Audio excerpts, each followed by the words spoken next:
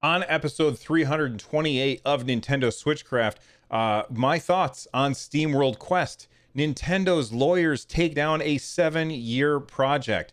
Hyrule is on its way to Minecraft. Those stories and more on this episode of Nintendo Switchcraft. Stick around. Here we go.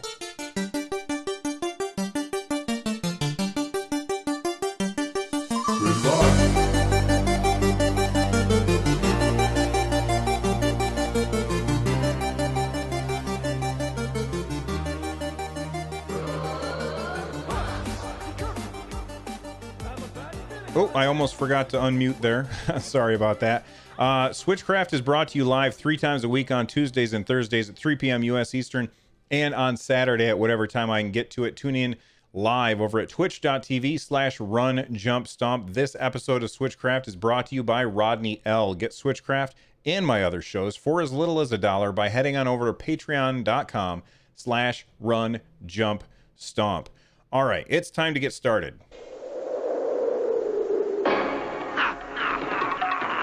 For play on the Nintendo Entertainment System. Are you up to the challenge? I'll tell you what, you know who's up to the challenge? Image Informed Games. They are up to the challenge. SteamWorld Quest, the embargo is up today. I had recorded a first look, but something went wrong with the video and I didn't realize it. And I was uploading it this morning and there was no audio in the video. I can't figure out what the problem was, but I ended up throwing the video away.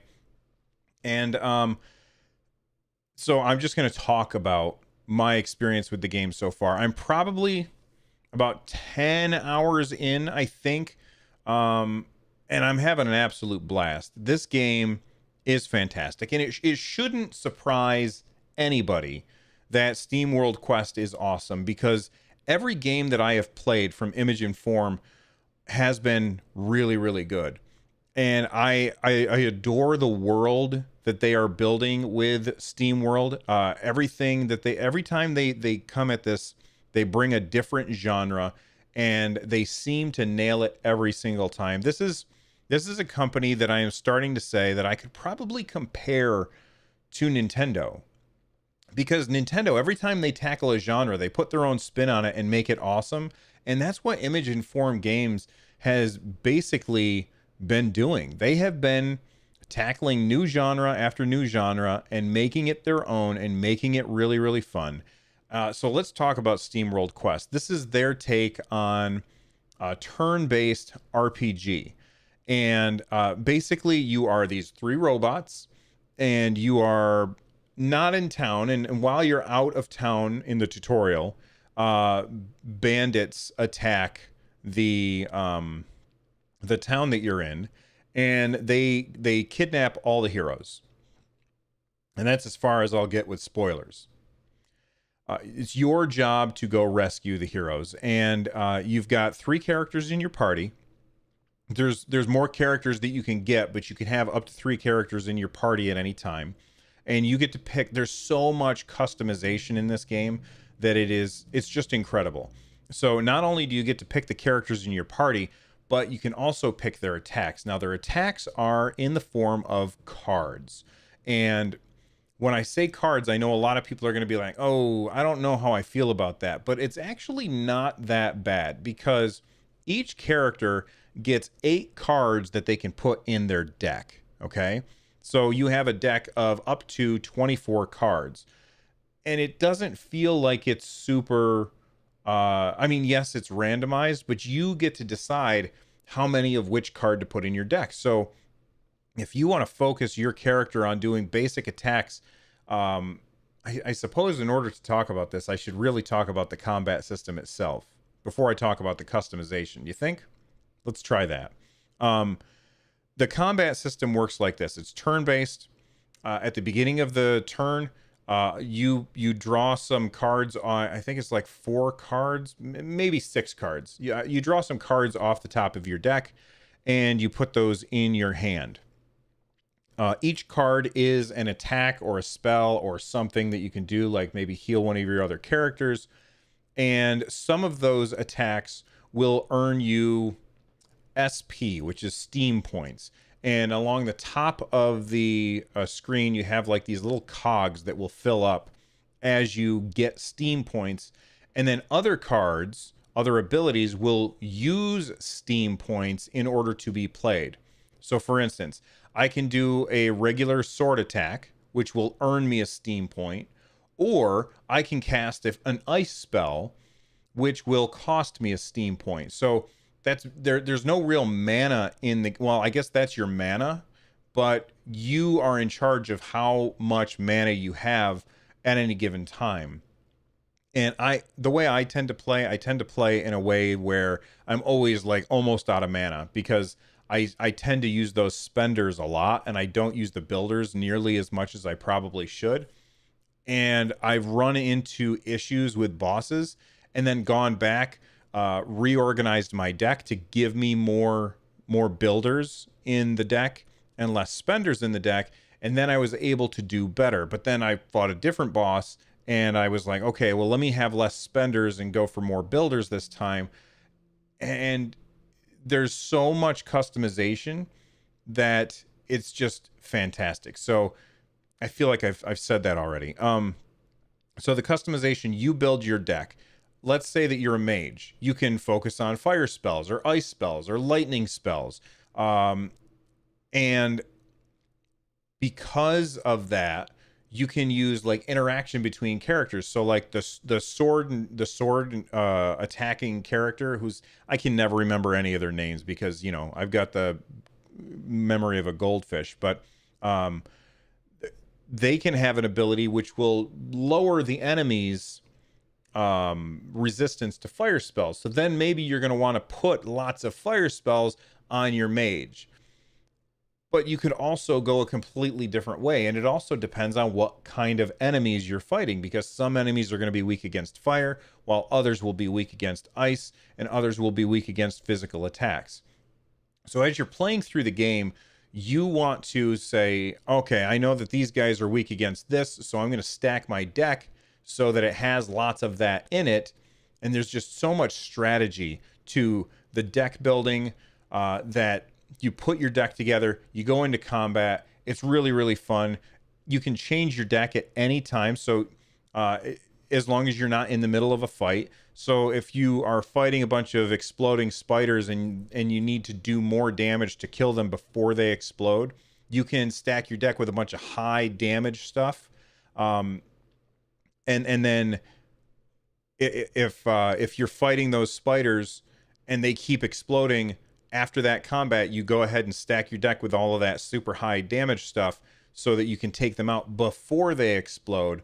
Or maybe you go into a dungeon and you realize, man, this dungeon sure has a lot of things that are weak against poison. So I'm going to stack my deck with a bunch of poison stuff so that I can go in and easily take everybody out. There's a lot of strategy to it. It doesn't feel randomized because you're in charge of what's in the deck.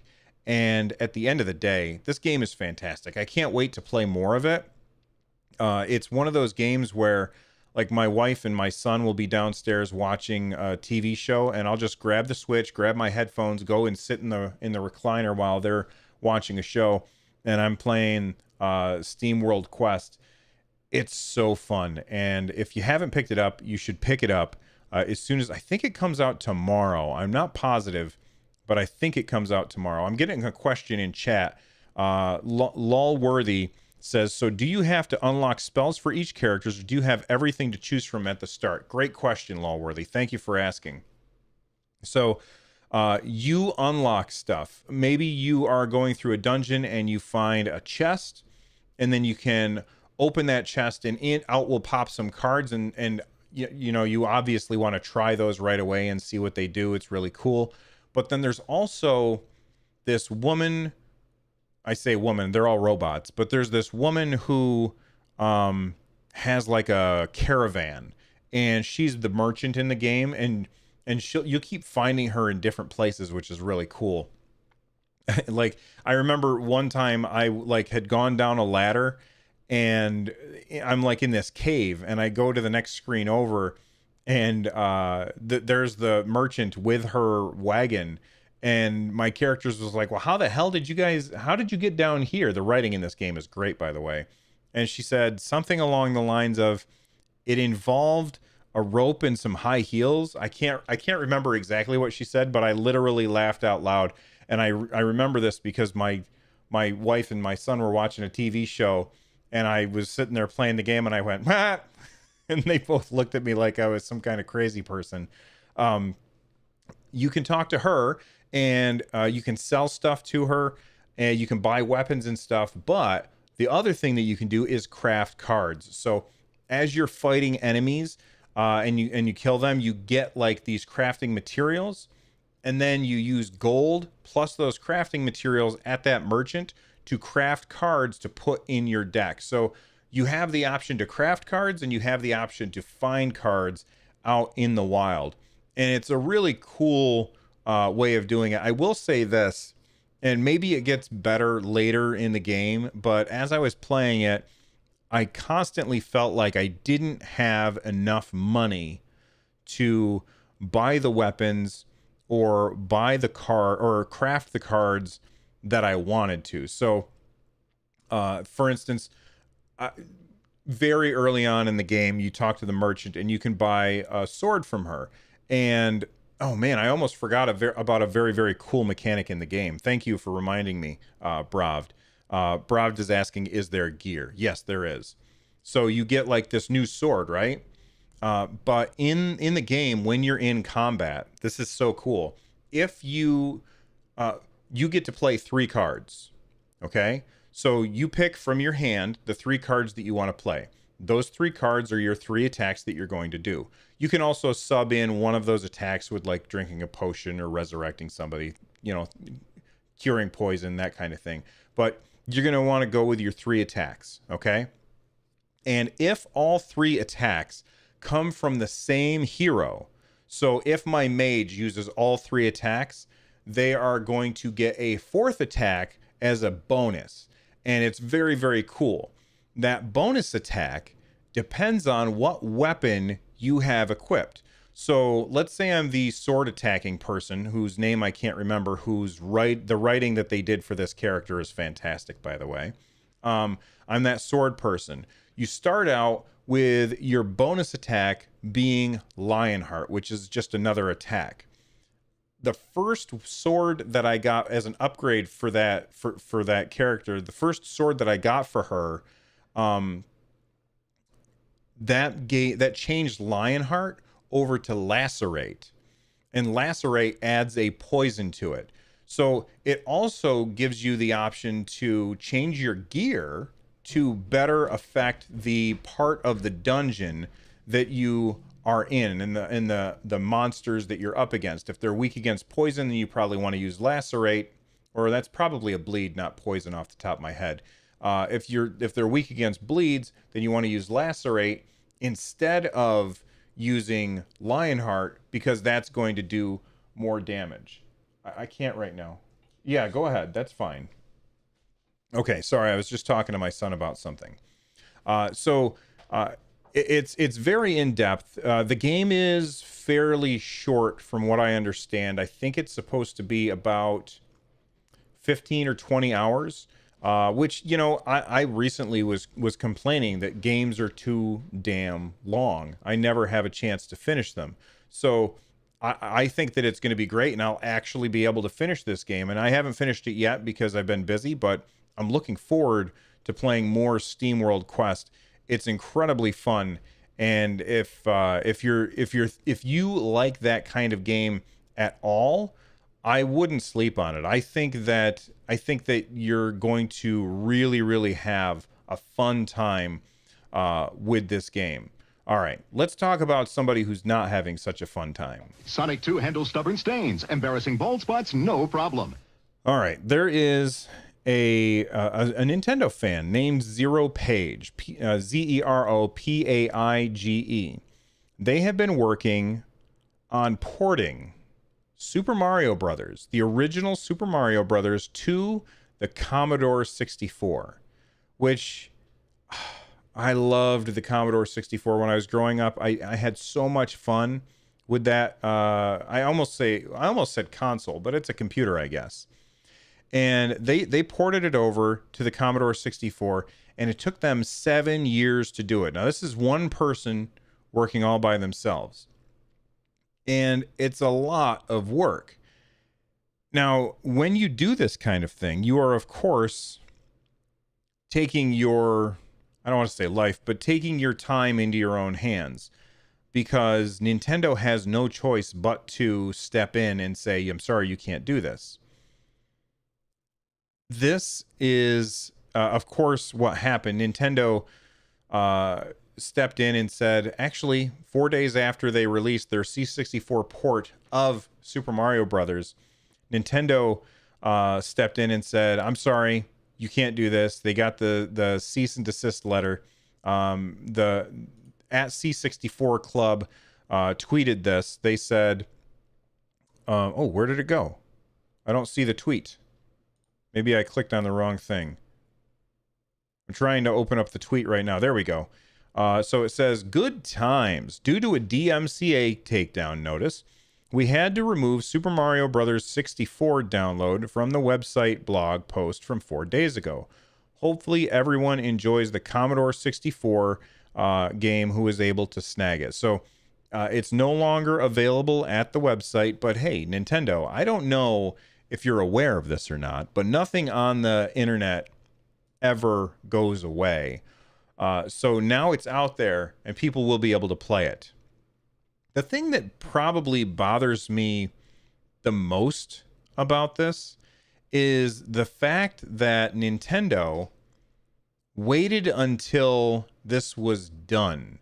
Like this person worked on this for a very long time in order to get this running, Super Mario Brothers 64 by Zero Page. They worked for a very, very long time to get this running. And Nintendo probably could have stepped in at any time and said, hey, if you put this out, we're going to make you take it down. There's no way around it. They have to. And look, Nintendo didn't do anything wrong by making them take it down. Nintendo has to defend their trademark. If they don't defend their trademark, they lose the ability to defend their trademark when somebody does something really like skeezy. All right. So it's perfectly acceptable for Nintendo to say, I'm sorry, this is our trademark. You have to take this down. Here's your cease and desist. Let's move on. But to wait until after it was done, that seems bad. Now, I will say this, the port looks fantastic. Like the amount of, like this runs really well. I did see some slowdown on this video. And if you want to go to the show notes, which I keep over at runjumpstomp.com, and you can check out the show notes. It seems to be running pretty well. There's a little bit of slowdown, but running that on an N64 is just an amazing feat of engineering, and I'm very, very impressed that they were able to pull it off. But, you know, I am going to defend Nintendo here and say they have to take it down, because if they don't, then the next time somebody infringes on their trademark, then they might not be able to defend that trademark in court. So it's understandable why Nintendo asked them to take it down, but why did Nintendo wait so long?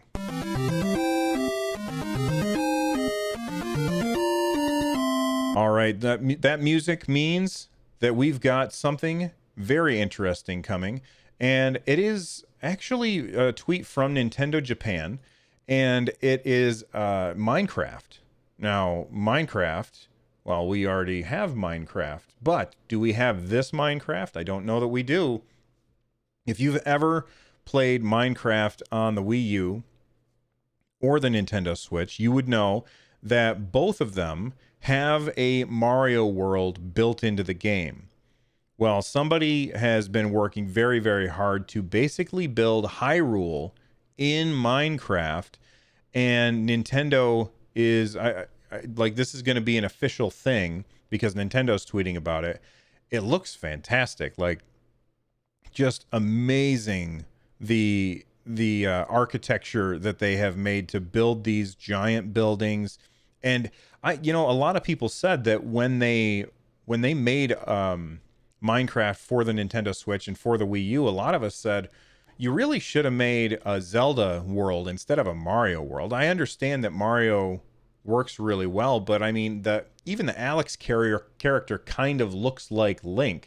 So I think that, oh, actually, I shouldn't have switched away from that. Let's bring it back. Here you can see, if you're watching the video, you can see Alex, who looks like Link, walking through. It looks fantastic. I think it's great. Oh yeah, sorry about the.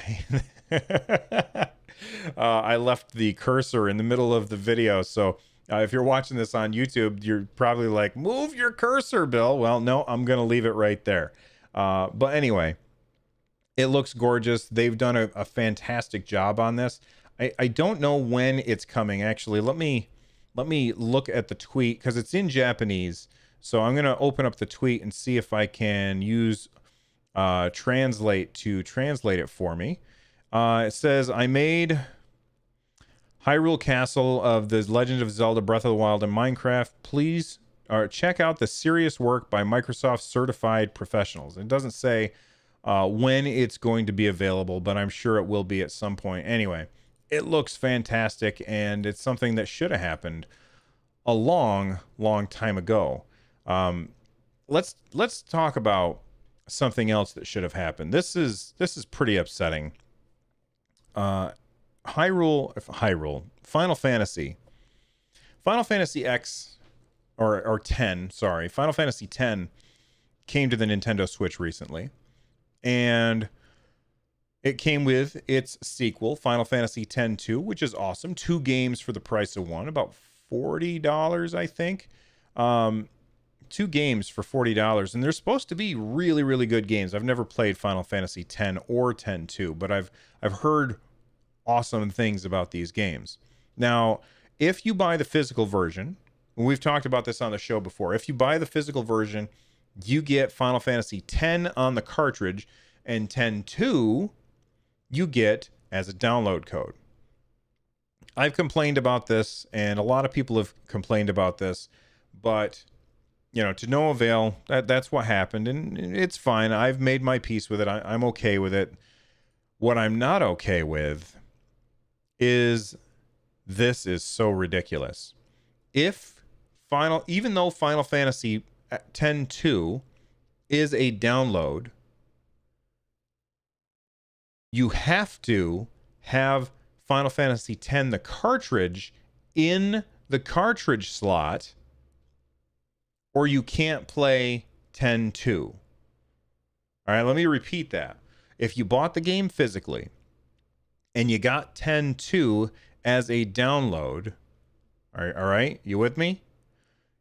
You downloaded that game. It's not on the cartridge anywhere. There's nothing of it on the cartridge, but you can only play the downloaded one if you've got the cartridge in the system. It says insert the game card if you try and play it otherwise. This is just stupid. And Square Enix, honestly, I don't know who to blame here. I don't know if I should be blaming Nintendo for this or Square. Both companies are pretty tone deaf when it comes to this kind of stuff. So, 6 in one, half a dozen in the other. Maybe it's for both. J Harley 17 in chat says that's how the Call of Duty game was with the bonus remastered one too. And I understand why they're doing this. If you're wondering what benefit would that have for them? Well, that means that I am much less likely to trade in Final Fantasy X to GameStop or Amazon or any other place where you sell your used games.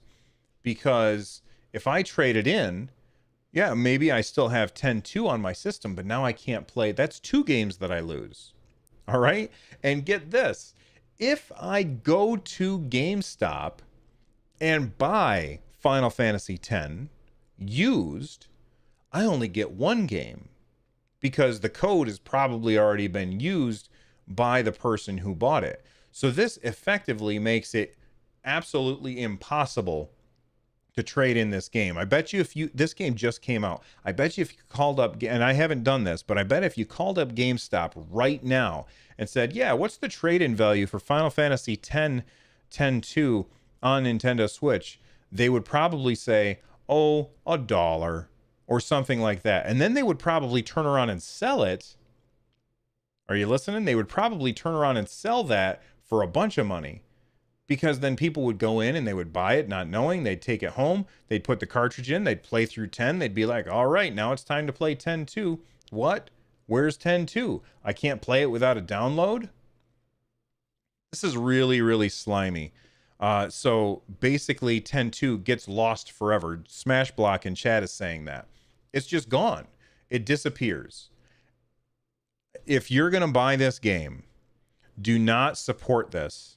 Honestly, I would recommend not buying this game at all to show Square Enix that that is nonsense and shouldn't be allowed. But if you still want to play this game, because I've heard fantastic things about it, buy it digitally. Buy it digitally and make them eat the cost of that physical cartridge, because they made that cartridge. They had to pay for it. Make Square Enix lose money on those cartridges. And I know that there's going to be people who say, but Bill, if we do that, then they're just going to stop making physical games. I know, but what good is having a physical game if you only get half of it and you have to have the cartridge in as well? This is the worst of both worlds.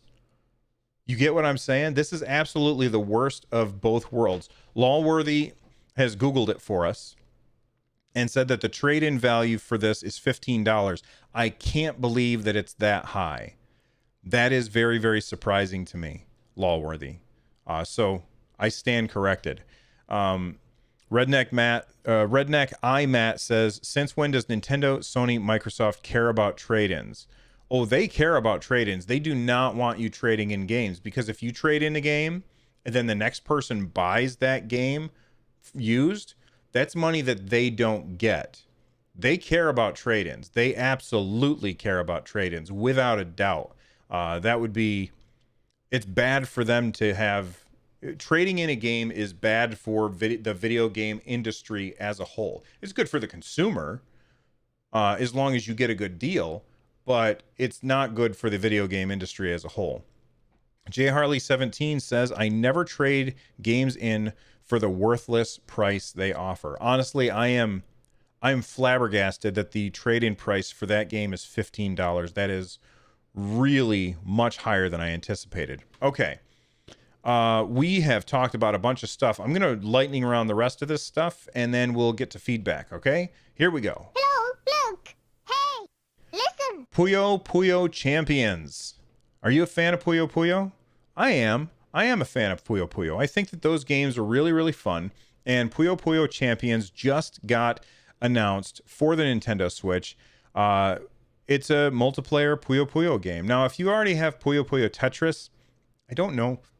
Excuse me, I burped. I don't know that this is something that you should buy. I really like Puyo Puyo Tetris. Picking this up in May 7th, I don't know if it's something I'm interested in buying, but I do think that it looks fun. And it makes me want to play Puyo Puyo Tetris again. So if you haven't picked up Puyo Puyo Tetris, I bet you can find it pretty cheap. Because that game is super fun and probably lost some of its luster now that Tetris 99 is out. So you can probably find it on sale someplace pretty cheap. Or, I know I just got done ranting about this, but you could probably find it used as well. Another game that you can get coming out in May is Doraemon's Story of Seasons. So this is basically the people who made the original Harvest Moon games. They sold off the name Harvest Moon, and the new Harvest Moon games are not the Harvest Moon games. The Story of Seasons games are the Harvest Moon games, if that makes any sense. At least that's how it was explained to me. And there's a new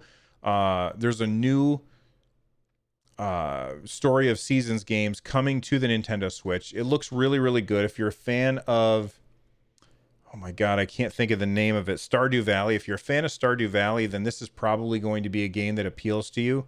You know, if you build a farm, you meet the townsfolk, you do all that stuff to build out your farm, and it sounds really fun. These kind of games appeal to me for a very short period of time before I lose my interest in them. Okay, Box Boy plus Box Girl demo. Go try it out. It's awesome. I'm probably going to end up picking up this game because it's really good. The demo sold me. And you know what? By the way, somebody tweeted at me. They wanted me to talk about this on Run Jump Stomp, one of my other shows. What happened to demos? So that's going to be one of the topics on Friday's episode of Run Jump Stomp. So if you haven't already subscribed to that show, go check it out quickly and subscribe, because Friday, that's going to be one of the topics. Demos, where have they gone? We'll talk about that on Run Jump Stomp. But Box Boy and Box Girl, check out that demo. It's awesome. Okay. I was also asked about a game called Ding Dong XL. I just finished recording my first look at it right before I sat down to record the podcast. Ding Dong XL is this really cool game where you bounce a ball between the top and bottom of the screen while things are going back and forth across, kind of Frogger-like, but not quite Frogger-like. Everything has a cool neon glow to it, and it's got a cool soundtrack. There's a good risk reward system in it. And this is just from my 10 minutes playing the game. Feels like there's a really good risk reward system, because if you just barely graze some of the sideways moving pieces, you get an extra point. But if you slam into them, you die and your game is over. You bounce back and forth, and as you bounce back and forth, you get your score getting higher and higher. And you use that score, you spend the points from that score in order to unlock more levels. And I've only played 3 levels, I think it was, but it was really fun. And the game's only $1. I got it basically for free because I just used some of my gold coins for it. So make sure that you check that out. Ding Dong XL just came out on the Nintendo Switch. Very, very fun. And it's only $1. It's a no-brainer. Speaking of using your brain, there is a game coming to the Nintendo Switch. It is a Japanese language learning JRPG. It's being developed for the Nintendo Switch. It's called Sunako. It's from Shunjinko. Sorry, I don't speak Japanese, so I don't know anything about it. They say that Sunako is our first character to be featured in the upcoming Japanese language learning JRPG, Shujinko. Born to a pair of competent fishermen from the Genya Keiko, her passion for fishing is matched only by her love of her family and for the bottle and men. I haven't read this yet. This is funny. A liberated woman is in an unlikely profession among her people. She quickly mastered her craft in her childhood years and was the source of deep pride for her parents, yet her knack for quick mastery has left a stain on her family's reputation. That doesn't make sense to me. As she grew into womanhood, the years saw her develop a taste for booze, and they're the attentions of any suitor she can wave a fan at. Oh my goodness. But don't let her drunken promiscuity fool you. This sounds really funny. Don't let her drunken promiscuity fool you. She can down all the sake from a gourd and then catch a catfish in it, and still have time to find a man to bankrupt, both morally and monetarily, before the sun sets. This sounds really, really funny, and I like the idea that there's a game that can teach me Japanese. As a lifelong Nintendo fan, I've always wanted to learn Japanese. And I don't know what this game will be rated, but it's definitely something that I'm going to be paying attention to in the future because it sounds funny and it's going to teach me Japanese. So I think those two things going together sound awesome. All right, speaking of things that are sounding awesome, I wanted to know what you guys wanted me to talk about. Chris Becker said, talk about Ding Dong XL. Done. Hyrulean Julian asked me to talk about Dragon's Dogma Dark Arisen. I can't because I don't have it. So maybe in the future someday. Leo Stern said that talk about games being released for Nintendo Switch that gave performance issues like Time at Porsche and Mortal Kombat 11, maybe others. So Leo Stern, thanks for writing in. I want to say this. The Switch is less powerful than the other consoles. and there's going to be performance issues when you're porting a game from the Switch to other consoles. Because of this, I also have a PS4. So when a game is going to be the type of game that won't run well on the Switch, I buy it on PS4. I totally understand that that's not an option for everybody out there, but that's just my way of looking at it. I would recommend that you pick up a secondary console. Well, do I? Maybe wait. We've got the PS5 coming out next year. The Xbox One S all digital came out at $250, which is too expensive, I think, for that machine. Do I recommend you pick up one of the, you know what? I bet you can get an old Xbox One or an old PS4 used someplace, and then you can play a lot of these games without that detractor. Because if I were interested in playing Mortal Kombat 11 and I only had a Switch, that's probably where I would play it. But if I had options to play it someplace else, I would probably play it someplace else, because that game is a graphics powerhouse. And it doesn't make sense for me to want to play it on the Switch if I have other options. If your only option is the Switch, then I understand. Maybe don't support developers that can't down-res their game in order to have good results. That being said, keep in mind that they can always patch things later and improve things over time. Rocket League started out kind of rocky, and over time it improved, and now you have the option for 60 frames per second or improved visuals with 30 frames per second. And you just have to keep in mind that things can improve over time. Julian Sharp wants me to talk about Shakedown Hawaii finally coming on May 7th. I'm very excited for that. If you've not seen Shakedown Hawaii, it's a top-down 16-bit style open world game, basically kind of like GTA-ish. It looks really, really fun. I think that it is a sequel to a game that was on the 3DS, and I can't remember the name of it. I can't remember the name of it off the top of my head, but it looks super fun, and I'm definitely interested in Shakedown Hawaii. And then this is complete opposite to what Julian was just saying. Carl, I'm just gonna say Carl because I don't know how to pronounce it. I don't want to. Lazuski. Carl Lazuski says, don't talk about any more games coming out in May. I'm already getting 9. It's getting to the point where I'm going to have to choose between Switch games or food. Okay, well, I'm sorry. I talked about a bunch of games that are coming out soon, so my bad. But hey, you know what?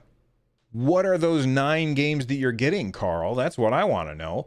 Make sure you tweet at me. Use the hashtag, I'm RunJumpStomp on Twitter. Use the hashtag Nintendo Switchcraft so I can sort by what you guys want to talk about. In fact, let me just search that hashtag right now on Twitter and see if anybody has anything that they want me to talk about.